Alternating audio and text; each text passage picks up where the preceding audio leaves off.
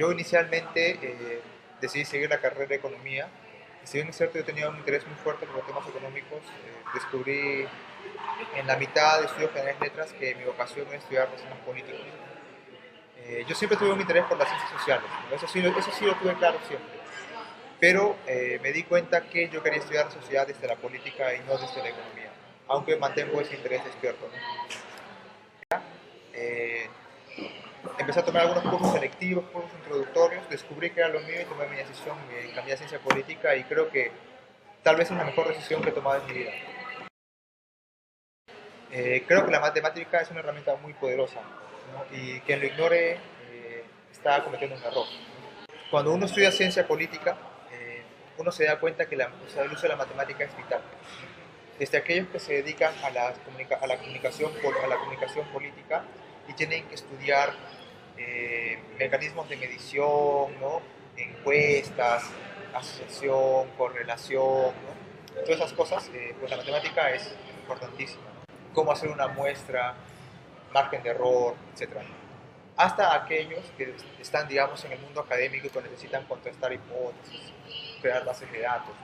Aquellos que formulan políticas públicas también tienen que saber mucho de matemática. Entonces, creo que la matemática es muy importante en el mundo de la ciencia política y en mi campo profesional, cuando yo era jefe de prácticas y cuando era asistente de investigación, la matemática fue muy importante, específicamente para contrastar ciertas hipótesis. Definitivamente la estadística. La estadística. Para comenzar, nosotros en ciencia política llevamos un año de estadística, dos cursos que constan en el manejo y la destreza sobre el SPSS, que es un programa, tengo entendido, estadounidense sobre ciencias sociales. Y en realidad el conocimiento estadístico en esta área ha sido muy importante, ¿no? Hay momentos en que pueden ocurrir dos fenómenos muy importantes para entender un hecho político y uno tiene que saber si esos fenómenos están asociados, existe una correlación entre ellos, no existe, es significativa, no es significativa. Eh, o, por ejemplo, conocer, como indicaba antes, ¿no? Las matemáticas en la formulación de políticas públicas es sumamente importante también, ¿no? Nosotros mismos en el Perú, ahora cuando manejamos información sobre población, censos, muchas cosas también son aproximaciones. Entonces, o sea, para no entrar más en el tema y también porque yo no soy un experto en estadística, pero diría que las estadísticas han sido el rama de la matemática más importante de mi profesión. Bueno, esta investigación tuvo un corte cualitativo, es decir, el uso, digamos, de la matemática o las estadísticas no las usamos extensivamente, ¿no? Porque la investigación tenía un corte cualitativo. Y nosotros usamos muchos estudios de caso, etcétera, específicamente el caso brasileño y los casos de América Central, donde la religión ha tenido un impacto muy fuerte, ¿no?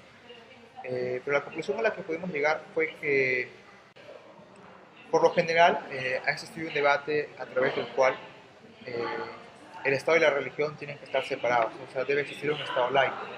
¿Por qué? Porque el Estado representa el espacio público y el espacio público debería ser neutral, en teoría.